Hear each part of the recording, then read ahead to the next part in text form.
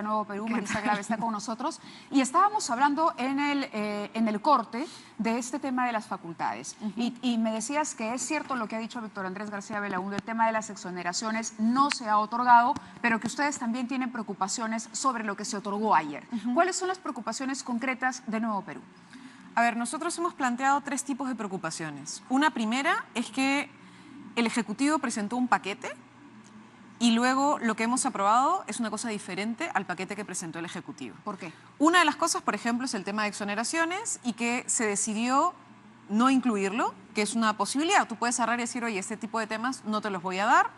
En teoría, se va a permitir que una comisión del Congreso, junto con el Ejecutivo, trabaje en el tema de exoneraciones tributarias.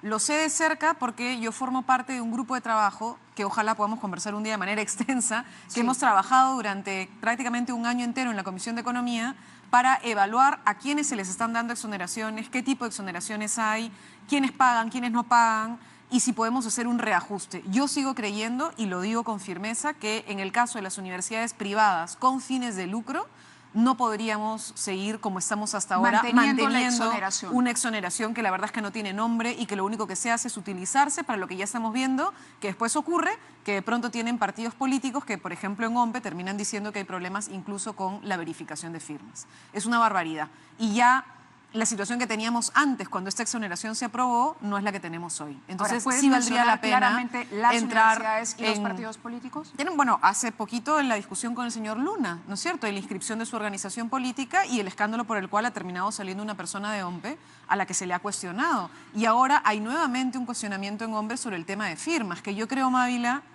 debería llevarnos a los peruanos a exigirle al Parlamento que dejemos de una vez esta especie de fábrica de firmas como mecanismo para garantizar si es que hay organizaciones políticas o no.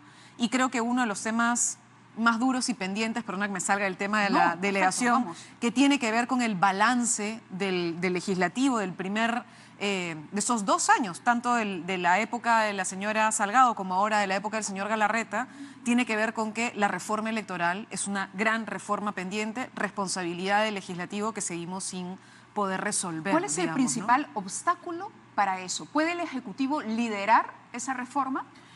Mira, hace un instante tú le preguntabas al congresista Belaúnde, García Belaúnde, si es que el problema era que el señor Villanueva estaba a la altura o no estaba a la altura, o cuál era el comentario.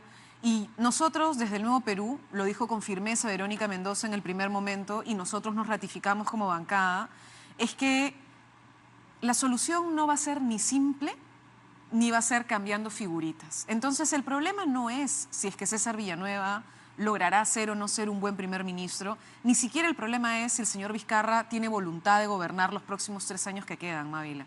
Lo que estamos viendo es una crisis de representación que hace agua. El Ejecutivo es un Ejecutivo débil. Mira esta delegación de facultades. Presentaron 5 puntos, 1 prácticamente excluido. Hay 3 que son totalmente diferentes a lo que ellos presentaron, con lo cual en realidad el fujimorismo le ha mandatado a legislar en un conjunto de temas que no estaban. Es decir, ¿tú crees que hubo aquí un trabajo para la presentación de este dictamen final que fue coordinado entre Palacio y Fuerza Popular? Yo creo que lo que hubo en realidad es una imposición del fujimorismo sobre el Ejecutivo. Tienes un Ejecutivo débil, fruto de todas las crisis en las que estamos y que está tratando de hacer lo que buenamente puede hacer. ¿Ahora Fuerza Popular está gobernando a través de Vizcarra y Villanueva? Ni siquiera creo que hay eso. Ojalá hubiera eso. No tienes tú un escenario, diría yo, de gobierno. Lo que tenemos es un escenario de crisis. Y la manera de resolver esta crisis es dejar de preguntarnos cómo esta combinación que estamos viendo se puede alterar mínimamente. Por eso es que insistimos, y lo dijo Vero con mucha claridad, cambiar fichas no resuelve. Y por eso nosotros decíamos nuevas reglas de juego para nuevas elecciones. ¿Por qué? Disculpa, Mávila, ¿tú sinceramente sientes que de acá a 3 años vamos a poder seguir manteniendo este tipo de tensión política que hay y esta especie de malestar perpetuo de la población por la manera en la que funciona el Parlamento y la manera en la que funciona el Ejecutivo? Yo creo que no. Y nosotros en el Nuevo Perú decimos, así no va a poder funcionar. Entonces, ¿qué queremos? ¿Una salida autoritaria? ¿Una salida de un estallido violento? Nosotros no queremos eso. Lo que nosotros decimos es, hay que sentar a las fuerzas políticas, incluido el señor Vizcarra, que tiene una responsabilidad, y decir, necesitamos nuevas reglas de juego. Pero además no solo una responsabilidad, sino él tiene facultades y tiene prerrogativas que están consagradas en la Constitución. Sí, es decir, él podría mirarse al espejo y verse débil, pero valgan verdades, también está establecido en nuestra Constitución que él tiene herramientas que puede utilizar para poder gobernar. ¿Tú dirías que ahí está faltando conocerlas o manejarlas? Mávila, no, insisto, no hay una solución simple. Quien te vaya a decir que lo que él puede hacer es aplicar X herramienta u otra, él no tiene la legitimidad ni la fuerza porque no tiene una organización. O sea, ¿y cuál es su conexión con la población? O sea, ¿cuál es el interlocutor? Los partidos políticos terminan siendo eso también. Entonces, sí creemos que corresponde no buscar salidas pequeñas, rápidas, que finalmente sacan la vuelta, sino sentarnos seriamente a decir, ok, ¿cómo vamos a llevar adelante un nuevo proceso electoral? ¿Cuáles son realmente los mecanismos para que la representación política sea una representación política que garantice mínimos de estabilidad? ¿Es las firmas el mecanismo para garantizar que una organización participe? O sea, a mí, por ejemplo, personas como el señor Mulder que andan fastidiando con que a mí lo que me interesa es el nuevo Perú, sí, claro. Yo formo parte de una organización, Mávila, una organización que ya tiene más de un año constituida, una organización que tiene una lideresa, que tiene un nivel de aprobación altísimo en las distintas encuestas de opinión. Pero que está afectada por este tema de las firmas. Perfecto, pero entonces mi pregunta es, mi organización existe y probablemente de aquí al 21, si es que logramos el 21, va a tener 4 años de existencia, funcionando con militantes y con comités a nivel nacional. Entonces, ¿cómo garantizo una organización? Y luego tienes otros tipos de problemas pendientes que no se están queriendo ver en la reforma. Por ejemplo, secreto bancario. Ese es otro tema terrible que se ha presentado formalmente y que hasta ahora no lo ve la Comisión de Constitución. ¿Secreto bancario de? Para los que son candidatos, el levantamiento de secreto bancario para candidatos y el levantamiento de secreto bancario para autoridades.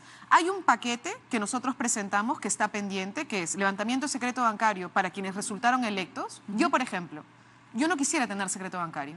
Me parece un error que los congresistas tengan secreto bancario, porque entonces no estamos teniendo la suficiente transparencia en un país, vamos, barrido por la corrupción como el que tenemos ahora. Tenemos un problema de inmunidad parlamentaria. Mira cómo está funcionando la parte final, la subcomisión de acusaciones constitucionales que no levanta inmunidades parlamentarias. ¿Te parece o la comisión de ética que blinda Richard a todo Acuña el mundo? ¿Se le debió levantar la inmunidad parlamentaria? Sí. ¿Y por qué no pasó? Por ejemplo, nosotros no estamos en esa subcomisión. Sorprendente. Nos han incluido en absolutamente todas, después de pelear y pelear y pelear y pelear. La última en la que nos lograron incluir fue en la de acusaciones constitucionales, pero no estamos en la subcomisión de levantamiento de inmunidad. ¿Guarda relación el hecho de que no se le haya levantado la inmunidad parlamentaria para que el señor Acuña enfrente a la justicia con la posición que ha tenido él en las últimas votaciones en el Pleno? Es decir, mira, apoyar la ley Mulder, por ejemplo. Sería pura especulación de mi parte, porque él puede darte argumentos de por qué sí o por qué no. La ley Mulder la han apoyado gentes de distintas organizaciones. Hoy día, por ejemplo, hablaba con el congresista Víctor Andrés García Belaúnde, con Vitocho, antes de que entrara acá, y él me decía que él cree que si es que no se hubiera hecho, y yo en eso comparto, una lógica de forcejeo, sino que se hubiera hecho realmente sentarnos a discutir cómo se regula la publicidad estatal, tendría todo el sentido del mundo. Entonces... Pero sí, evidentemente, te da la suspicacia de que eso ocurra. Y a mí lo que me preocupa, bueno, ese es un debate complicado. Yo creo que en realidad, eventualmente es el Ejecutivo el que tiene que plantearlo y entiendo que el Consejo de Ministros ha tomado la decisión de ellos iniciar una acción de inconstitucionalidad, lo que pero saludo. Nuevo Perú está apoyando la inconstitucionalidad la mayoría de miembros de mi bancada sí. Han firmado formalmente el pedido del levantamiento... Claro, de la acción de inconstitucionalidad. Pero mira, en el Congreso está pasando una cosa más compleja, Mávila. Y yo creo que es que los apetitos menores o las pequeñas amarres chiquitos es lo que está finalmente ganando ante la ausencia de una agenda legislativa clara que es fruto de esta situación de crisis política que estamos viviendo. Tenemos reformas de fondo, la electoral que ya hablamos, sí. La tributaria. Este año arrancamos este grupo de trabajo diciendo necesitamos avanzar una reforma tributaria. El Ejecutivo también es consciente porque se cae la recaudación. ¿Y qué pasa? Nada. Nada. Lo que tenemos es un mantenimiento ya agobiante del status quo y que eso es lo que finalmente está terminando haciendo el Congreso. O contrarreformas. Mira el tema de género. ¿Cómo puede ser que el Parlamento no avance en temas que son vitales, porque nos están matando, Mávila, por la palabra género? Sí, me gustaría abordar el tema de este nuevo producto pensionario, entrar al tema de pensiones un poquito, porque entiendo que también hay una propuesta de Nuevo Perú, también hay un interés en el tema. Tenemos que ir a una pausa. Muy bien, Continuamos en el programa, esto es 2018, está con nosotros Marisa Glave y había un tema que nos decía la congresista se había colado el día de ayer, que es el tema de las negociaciones colectivas y que este tema lo sorprendió a último minuto porque casi entró de contrabando, de acuerdo a la percepción de ustedes. Nuestra percepción es que Fuerza Popular ha tomado la decisión de decirle al Ejecutivo no solo que sí y que no, en el sentido de qué cosa es lo que pidió el Ejecutivo, sino además aumentar algunos elementos que no estaban planteados en la delegación de facultades de manera expresa y en algunos casos determinar cómo hacerlo. Por ejemplo, elusión tributaria. Ese es un primer que justo estabas hablando. Sí. Es uno de los problemas más graves, igual que evasión, como comentó tu comentarista al inicio.